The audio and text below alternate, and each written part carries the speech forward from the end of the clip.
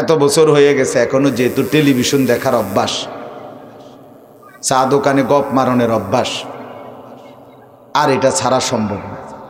এই যে আগের থেকে মানসিকতা, নিজের বুঝের উপরে ভরসা, আল্লাহ তাআলার দয়ার উপরে ভরসা না করা, এটা আমাদের ব্যর্থতার, পিছিয়ে পড়ার একটা মূল কারণ, অন্যতম কারণ। সাহাবায়ে কেরামের জিন্দিগি ছিল, আল্লাহর প্রিয় বান্দাদের জীবন হলো নিজেকে সবসময় আল্লাহর কোরআন, রাসূলুল্লাহ সাল্লাল্লাহু আলাইহি সাল্লামের সুন্নাহর সামনে রেডি রাখা, প্রস্তুত রাখা। আল্লাহ এবং তার রসুল বলেছেন, কষ্ট হোক আর আনন্দ হোক, আমার যুক্তিতে ধরুক অথবা না ধরুক, মেনে নেওয়া নিশ্চিন্তে, এছাড়া আমার কোনো উপায় নাই,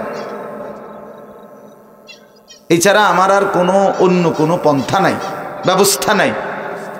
এইভাবে হলেও এটা মানসিকতা যদি কারো থাকে, তার জন্য দিন মানা একদমই সম্ভব, একদমই সহজ, একদম সহজ। সবচেয়ে সহজ ইসলাম মানা, সবচেয়ে সহজ আল্লাহকে মানা, সবচেয়ে সহজ কোরআনকে মানা। কিন্তু মানসিকতার ব্যাপার, মানসিকতার ব্যাপার। হাজারো ব্যস্ততা, আমাদেরও ব্যস্ততা, কিন্তু তাই বলে নামাজ ছুটে না। ছুটবে কেন? এটা ছাড়া আমার উপায় নেই। আমার দিলের মধ্যে এটার ইয়াকিন যে 5 ওয়াক্ত নামাজ না পড়ে আমার কোনো উপায় নেই। এবারে আমার শরীর আরও অসুস্থ, আমার ক্লান্তিতে শরীর ভেঙে পড়ুক, কিন্তু আমার নামাজ না পড়ে উপায় নাই, সোজা কথা। এটা যখন আমার দিলে, তখন আমি কষ্ট করে হলেও আমাকে পড়ে নিতে হবে। এই যে একটা মানসিকতা, হিম্মত, অন্তরের বুঝাপড়া, এটা বড় নিয়ামত, বড় নিয়ামত। আমাদের মধ্যে এটার ঘাটতি বেশি। বাবা ডাইরেক্ট, আপন বাপ নিজের ছেলের ব্যাপারে বলে দেয় যে না হুজুর, ছেলেটারে আর মানুষ করা সম্ভব না, খালাস, এবার ওর হাতে ছেড়ে দিস। মেয়েটাকে অনেক বলছি, আর বুঝছি হইতো না, শেষ। বউরে হুজুর বলছি আপনার কথা মতো, হুজুরদের কথা মতো পর্দা পুশিদা করার জন্য 50 বার কইছি, শেষ। উনি বুঝছে এটা যে 50 বারের পরে আর বলতে হয় না, উনি বুঝছে 2 বছর কইয়ার পরে আর বলতে হয় না। এই যে আমাদের এই বুঝ, এইটাই আমাদের ধ্বংস বরবাদির মূল কারণ, মূল কারণ। অথচ একজন মুমিন আল্লাহর হুকুম পালনের জন্য অব্যাহত চেষ্টা করা, চালু রাখা, এটার জিম্মাদারি তার উপরে কতক্ষণ? কোরআনুল কারীমে স্পষ্ট আছে, ওয়া'বুদ রাব্বাকা হাত্তা ইয়াতিয়াকাল ইয়াকিন। আল্লাহ তাআলা ইরশাদ করেন, হে নবী, আপনি আপনার রবের ইবাদত করুন, বন্দিগি করুন, আপনার রবের হুকুম পালন করুন। কতক্ষণ পর্যন্ত? হাত্তা ইয়াতিয়াকাল ইয়াকিন, মৃত্যু আসা পর্যন্ত। তাহলে শেষ নিঃশ্বাস পর্যন্ত আল্লাহর হুকুম মানতে চেষ্টা করা, চালু রাখা, এটাই আমার জিম্মাদারি। কাজে এখানে 2 বছর 4 বছর কোনো কথা, কোনো কথা নাই।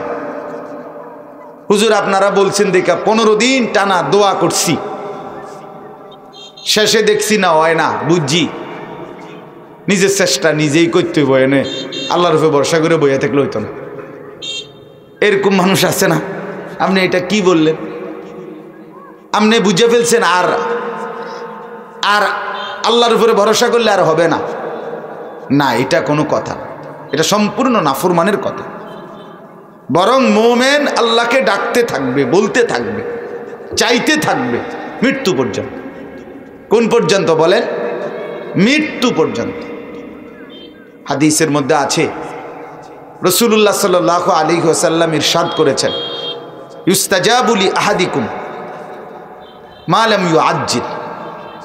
তোমাদের প্রত্যেকের দোয়া কবুল হয়, কিন্তু যদি তোমরা তাড়াহুড়া না করো। কি না করো? কথা কর। তাড়াহুড়ো যদি না করো, তাহলে তোমাদের প্রত্যেকের দোয়াই কবুল হয়। তো সাহাবীরা জিজ্ঞেস করছেন, ইয়া রাসূলুল্লাহ ওয়ামাল ইস্তিজাল, তাড়াহুড়া মানে কি? মানে কতক্ষণ বলিয়া ছেড়ে দিলে বলবে যে তাড়াহুড়া করছে। রাসূলুল্লাহ সাল্লাল্লাহু আলাইহি ওয়াসাল্লাম পরিষ্কার বলছে যে তাড়াহুড়া মানে হলো কোনো ব্যক্তি দোয়া করতেছে, আল্লাহর কাছে বলতেছে বলতেছে বলতেছে, এক পর্যায়ে ছেড়ে দিছে নিজে নিজে, আর বলে না, এটাই তাড়াহুড়া। এবার এটা 90 বছর পরেও বলে না, আমি আজকে 90 বছর আল্লাহরে ডাকছি, 90 বছর পরে হুজুর ছেড়ে দিছি, না, এটারও কোনো অনুমতি আমার নেই। মানে 1 মিনিটের জন্য আপনার হায়াত থাকতে আল্লাহর কাছে চাওয়া, এটা ছেড়ে দেওয়া, এটাই তাড়াহুড়া। ছেড়ে দেওয়ার সুযোগ নেই। 30 বছর আপনার একটা ছেলে, আপনি আল্লাহর কাছে চাইছেন একটা সন্তান, মনে করেন হয় নাই, হচ্ছে না, তো এখন 30 বছর পরে আপনি আল্লাহকে বাদ দিয়া আর কারো কাছে চান? কথা বলেন না, কে সে? চাওয়ার মতো কে সে? তো তাইলে আপনি কার লগে রাগ করলেন? মানে রাগ করবেন কার সাথে? কাকে বাদ দিবেন? এরপরে আপনার জন্য আর আছে কে? তাহলে দিলেও যিনি, 100 বছরে না দিলেও তো তিনি। যেহেতু আমার আল্লাহ ছাড়া আর কেউ নাই, তাহলে আল্লাহকে বাদ দেওয়ার কোনো সুযোগ আছে কি? নাই। এটা একটা সহজ কথা। যুবক ভাইটা তোমরাও যদি বুঝো ভালো হবে। তোমাদেরও অনেক ব্যক্তিগত চাওয়া পাওয়া আছে, ব্যক্তিগত প্রয়োজন আছে, তোমার মনেও অনেক কিছু চায়। হ্যাঁ, যদি হালাল সেটা আল্লাহর কাছেই চাইতে হয়, তাহলে আল্লাহ তাআলা উত্তমটা মিলায়। হাদিসের মধ্যে আছে, রাসূলুল্লাহ সাল্লাল্লাহু আলাইহি ওয়াসাল্লাম ইরশাদ করেছেন, লা তা'জিজু ফিদ দুআ, তোমরা আল্লাহর কাছে চাইতে, দোয়া করতে গিয়ে দুর্বল হয়ে পড়ো না, অক্ষম হয়ে পড়ো না, ছেড়ে দিও না। এরপরে নবী বলছে, লান ইয়াহলিকা মা'আদ দুআই আহাদ, সাবধান, মনে রাখবা উম্মত, দোয়া করে আল্লাহর কাছে কেউ কোনোদিন ধ্বংস হয় না। আল্লাহর কাছে চাইতে চাইতে কেউ কোনোদিন লসে পড়ে না, ক্ষতিগ্রস্ত হয় না। মাখলুকের কাছে চাইলে ক্ষতি হয়, আল্লাহর কাছে চাইলে কোনো ক্ষতি নেই। বলে যে না, আমি তো অনেক কিছু চাইছি জীবনে আল্লাহর কাছে, কিন্তু হয়তো নাই। হ্যাঁ, এটা আমারও, এটা আপনারও, এটা আব্দুল কাদের জিলানিরও, ঠিক কি না? কিন্তু এর মানে কি? হাদিসের মধ্যে আছে, মুমিনের কোনো দোয়া বিফলে যায় না।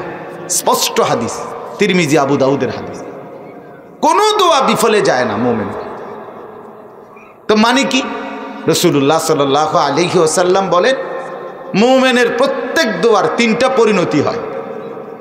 1, সে দোয়াতে যা চায় কখনো কখনো আল্লাহ তাকে ওইটাই দেয়। 2, সে দোয়ার মধ্যে যা চাইল সে তো মনে করছে এটার মধ্যেই কল্যাণ, কিন্তু আল্লাহ জানে এটা না দেওয়ার মধ্যে কল্যাণ, তো আল্লাহ তাকে সেটা দেয় না, বরং না দিয়ে তার এই দোয়ার বরকতে তার আগত কোনো মুসিবত, বিপদ, তার বা ফ্যামিলির বা কারো, সেই বিপদ সরায়া দেয়। এটাও দোয়া কবুলের পরিণতি।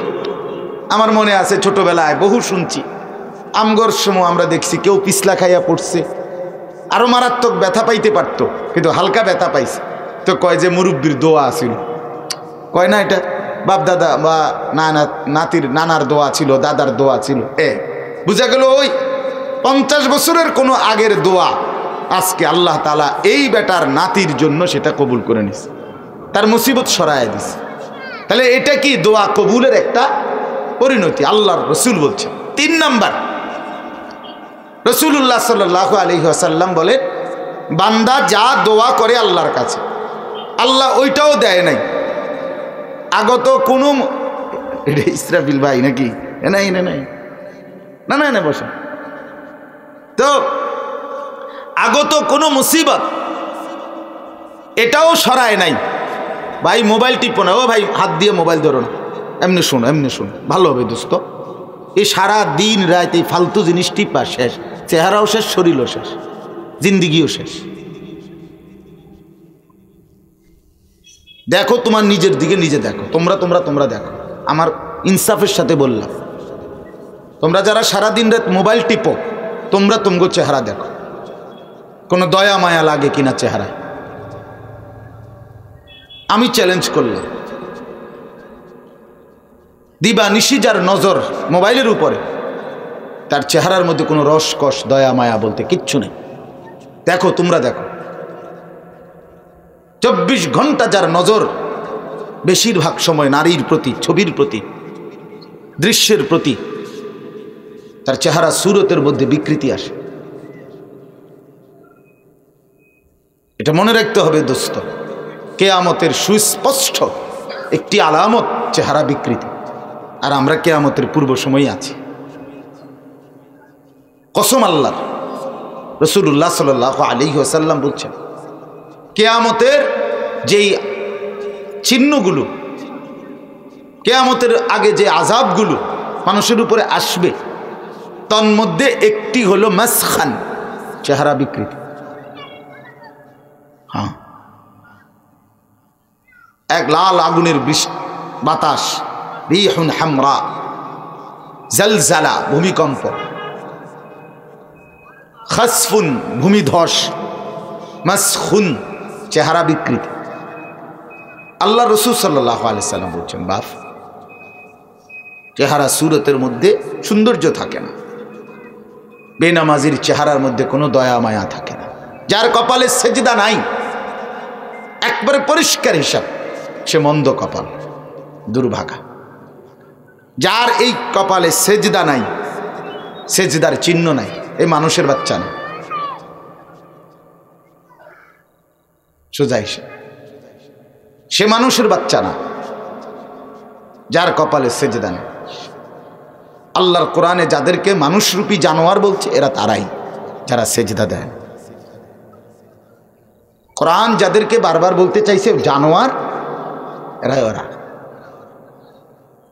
এরাই মানুষরূপী জানোয়ার, যাদের কপালে সেজদা নেই, যাদেরকে শুধুই আল্লাহ তাআলা দুনিয়া ভোগ করাইতেছে, জন্তু জানোয়ারের মতো খায়, ঘুমায়, পেশাব পায়খানা করে, হ্যাঁ, যৌন চাহিদা পূরণ করে, খালাস, এতটুকুতেই জিন্দিগি। দোস্ত আমার, এটা জিন্দিগি না, এটা মানুষের জীবন না। আল্লাহ আমাদেরকে বোঝার তৌফিক দান করে। এই জন্য আল্লাহর কথা শুনতে হয়, মনোযোগ দিয়ে শুনতে। সবাইকে বলছি, জুমার নামাজের বয়ান যারা মনোযোগ দিয়ে শোনে তাদের জিন্দিগি বদলায়। উলামায়ে কেরামের বয়ান যারা মনোযোগ দিয়ে শোনে, আন্তরিকতা নিয়ে, গ্রহণ করার মানসিকতা নিয়ে, তাদের জীবন বদলায়। আর এই অহংকারী, হ্যাঁ, বইয়া বইয়া মসজিদে ইমাম সাহেব বয়ান করে, প্রথম কাতারে বসে জিমায়, এরম করে, মানে মাতবর, উনি এসব আজ দিয়ে কিনব, বুঝলেন না? তো ওনার কোনটার কি অভাব পড়ছি না, উনি খানা খায় বালা, হতে বালা, আর কি তা, দুনিয়া তো ভোগ করছেই। এই জন্য অহংকারী মানসিকতা।